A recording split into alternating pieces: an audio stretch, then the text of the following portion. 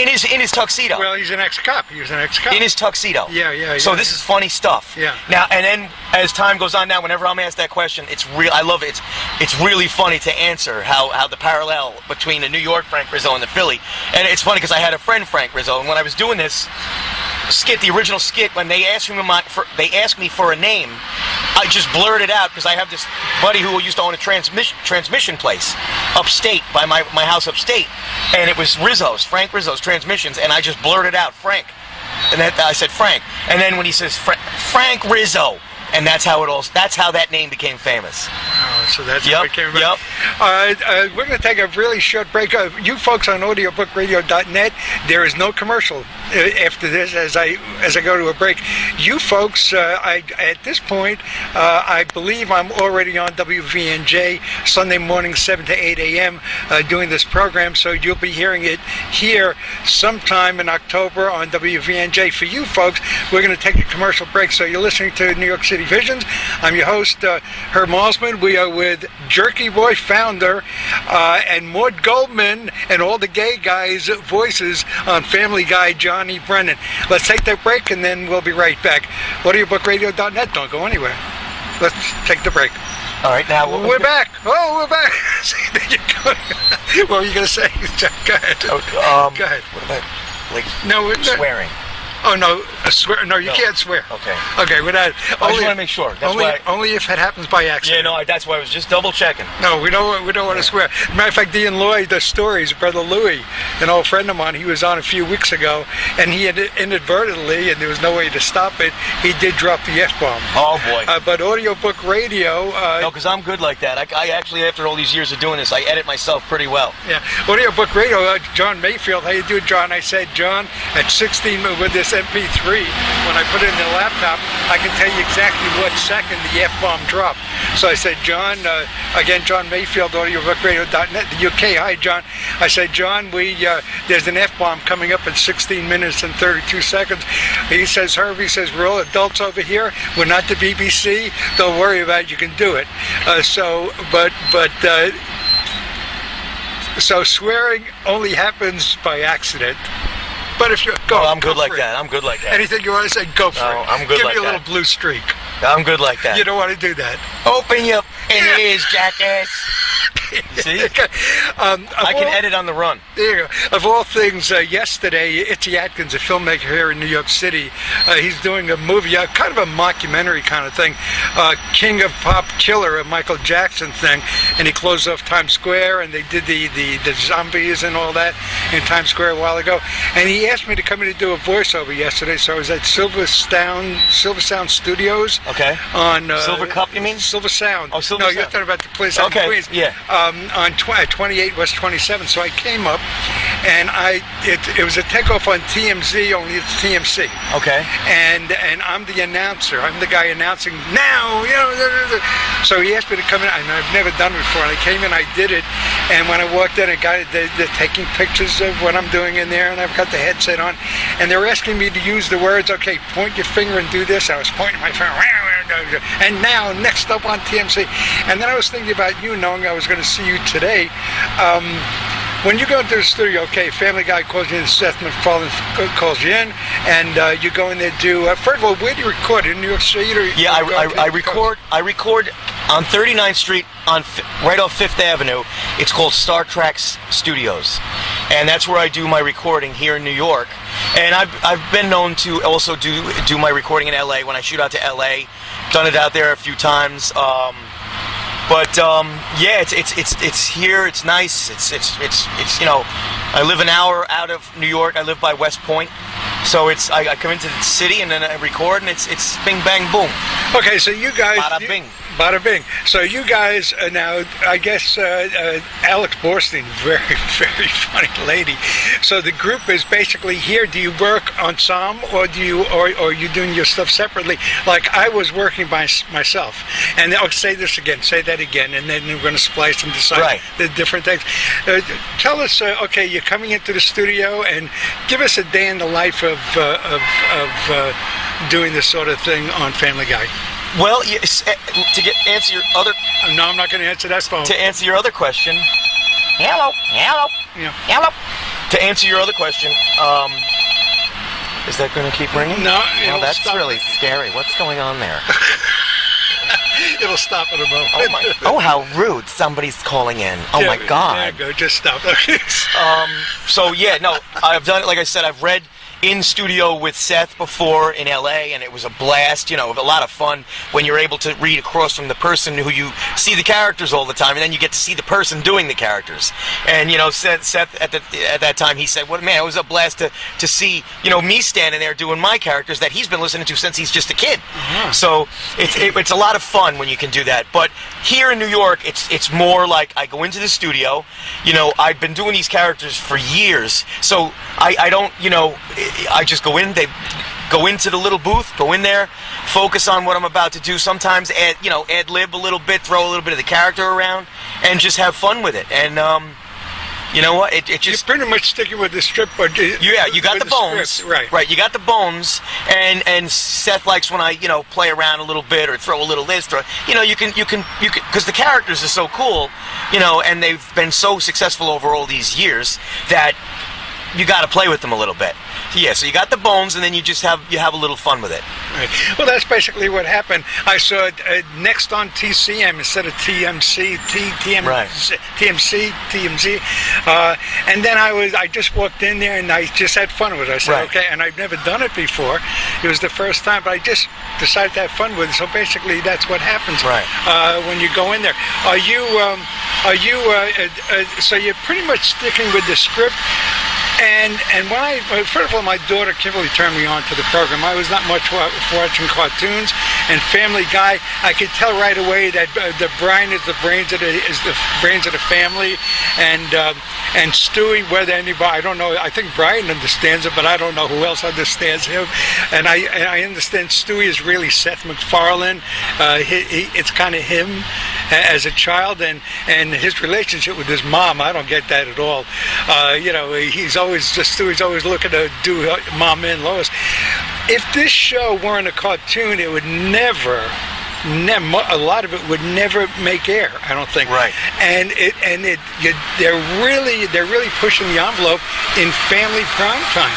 Yeah. Are they not? I mean, there are things that you should not be able to get away with on TV. Well, they have gotten extremely lax these days when it comes to what sort of content you're going to find in prime time. And they've really opened it up. Because, just to give you a good example, back in I say like 97, 98, I was doing a big campaign for Budweiser, Anheuser-Busch. And we did spots, Frank Rizzo spots, Sal Rosenberg spots, big old badass Bob the cattle rustler, my other character, and we did some Jack Torse gay spots. The gay spots were phenomenal. They were tested in the gay community, who absolutely loved the spots. They thought they were fantastic. But at the end of the day, and this is not long ago, they just wouldn't go with the gay spots. Now today, if you look at the TV today, everything is gay. Everything, every show contains gay this, gay that. The people are gay. It's like it's all over the place now. But when I was doing gay stuff from the mid-70s, 80s, 90s, it was very funny because it was still taboo to have that out there. And USA Today did an article years ago that I was offensive to gays. Pretty much across the board, I was offensive to everybody. And until they looked. I like I said to the editor or whatever at the time. I said, it's all self-deprecating humor. What are you talking about? And then, funny enough, they focus group some of my stuff in the early '90s in Limelight when it was a gay club, and once again, the gay community absolutely thought the stuff was hysterical because it's Jack Torse, the gay character, making fun of himself. He's not making fun of gays, and he's openly a proud gay that's not going to take any shit from anyone. And Jack Torse will kick your ass in a pair of seconds, beat the shit out of you, and that's why Jack Torse was such an amazing character. But like I said, now again pushing the envelope, like we were talking about, everything now, even on the Disney Channel. They've got the kids. Some of the kids are gay, or you can clearly see they're going down the road where they're putting gay here, gay there, gay there. So now, yeah, prime time is way opened up. Right. There was a spot I saw. No pun intended. No, well, there's a spot I saw somebody in a pharmacy or in a convenience store looking around for. Was that the Miller Lite, or was that he was looking and something was coming over the loudspeaker? That's my stuff. Yeah. Yeah. Well, describe that. That's better than I did. That's a Jerky Boys. It's called "Don't Hang Up, Tough Guy." It's an award-winning, platinum award-winning DVD. I did with Sony. It was done with Sony Pictures and MTV. And what it was all hidden. This is before any of the stuff you see today. All these guys doing hidden. The only thing, like I said, that was before us doing hidden camera stuff was Candid Camera, Alan Funt, who was a genius. But you have the edge. You have an edge. Alan Funt. Occasionally, he'd have an edge. Oh, Alan! I loved it. He was. But you couldn't have that kind of edge. I remember being a kid watching his. He was amazing. But anyway, this was hidden camera stuff. Unlike Alan Funt, just more hidden camera stuff where I'm going to use my characters from a remote place. I was hidden in the basement, and they would give me little details about the customers in the store. And as a matter of fact, it was shot right up here on 86th Street. 86th Street, right off of 1st and 2nd Avenue. Right here in Manhattan. Right, no, in Manhattan. And the store, I believe it was Associated. Associated, right. So, he was looking at you, and you had something going on. Yeah, I said, Mike, you got to get out there, Mike. We got some guy in aisle 4, and he's going bald, and he's in a brown suit, and we may have a problem with this guy. We want him out on his head, Mike, right now. And now I would do that voice like Mike DeRucchi, and so they would describe little details in my earpiece about what the guy looked like, and it's hilarious. Then you see the guy on film. He's talking to some other gentleman in the aisle. He's saying, Can you believe what we're hearing here? He says, is this guy talking about me? He goes, I'm standing here in the aisle, I've got this, and I'm by the beer, and the interaction, I can't do it any justice by talking to you about it, but you have to see it. And it was all hidden setups. And the good part about it was me not being able to see it, so I had to just improvise, and it came out great. And you could see clips of it on YouTube. It's called Jerky Boys Don't Hang Up Tough Guy, and or you can just go to thejerkyboys.com. You go to thejerkyboys.com, and you could check these things out. Right. Now, the gentleman with the bald head and the brown suit, he had no idea when it was happening. But of course, you wind up getting a release for that, and Absolutely. The store was surrounded by MTV workers and all people from Sony MTV. That as soon as a person that I messed with left the store, they were instantly tracked down and stopped outside and explained to what was happening inside the store. And I'd say 99% of them signed the release that they wanted to be in the video. Right. Yeah. Have you been with, going back to Family Guy, have you been with them from the beginning? Where is the end of this thing? You see it happening out there anyway? This thing, you're only doing, how many episodes do you do a year? You know, I'm in a lot of episodes. I never took count, but let's put it this way. I've been with Family Guy since day one, since the very, very beginning. You know, before they took it off the air for the first time and it disappeared. And I used to go around the country doing my stuff, the Jerky Boys, you know, promoting my CDs and whatnot. And people would ask me, Johnny, we know you're on Family Guy. Why the heck did they take that off the air? And I would say, you know what? I don't have a clue. I don't know why they did it, but let's just... And I used to go around keeping up the pressure on the different radio stations around the country and tell people, call in and tell them you want it back on the air. And sure enough, Family Guy came back on the air, and the rest is history. And, you know, people don't realize this. It's the first cartoon in almost 50 years to be nominated for an Emmy. Right. In almost 50 years. And the only cartoon that did that the year I was born was... The Flintstones. I just want to make sure. Only if it happens by accident. Yeah, no, that's why I was just double checking. No, we don't want to swear. Matter of fact, Ian Lloyd, the stories, brother Louie, an old friend of mine, he was on a few weeks ago, and he had inadvertently, and there was no way to stop it, he did drop the F-bomb. Oh, boy. But audiobook radio... no, because I'm good like that. I actually, after all these years of doing this, I edit myself pretty well. Yeah. Audiobook radio, John Mayfield, how you doing, John? I said, John, at 16 with this MP3, when I put it in the laptop, I can tell you exactly what second the F-bomb dropped. So I said, John, again, John Mayfield, audiobookradio.net, the UK. Hi, John. I said, John, there's an F-bomb coming up in 16 minutes and 32 seconds. He says, Herb, he says, we're all adults over here. We're not the BBC. Don't worry about it. You can do it. So swearing only happens by accident. But if you go, I'm good like that. I'm good like that. Anything you want to say, go for it. I'm good like that. Give me a little blue streak. I'm good like that. You don't want to do that. Open your ears, jackass. I'm going to take a commercial break. So you're listening to New York City Visions. I'm your host, Herb Malzman. We are with Jerky Boy founder and Mort Goldman and all the gay guys' voices on Family Guy, Johnny Brennan. Let's take that break and then we'll be right back. Audiobookradio.net. Don't go anywhere.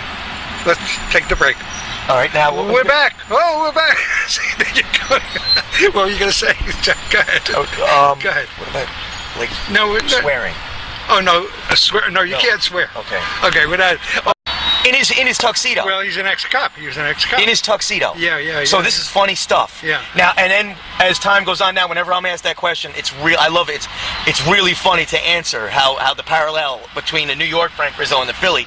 And it's funny because I had a friend, Frank Rizzo, and when I was doing this skit, the original skit, when they asked me for a name, I just blurted out because I have this buddy who used to own a transmission place upstate by my house upstate, and it was Frank Rizzo's Transmissions, and I just blurted out Frank, and then I said Frank, and then when he says Frank Rizzo, and that's how that name became famous. Oh, so that's how it came about.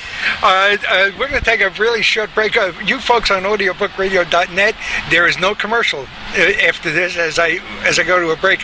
You folks, at this point, I believe I'm already on WVNJ Sunday morning 7 to 8 a.m. Doing this program, so you'll be hearing it here sometime in October on WVNJ. For you folks, we're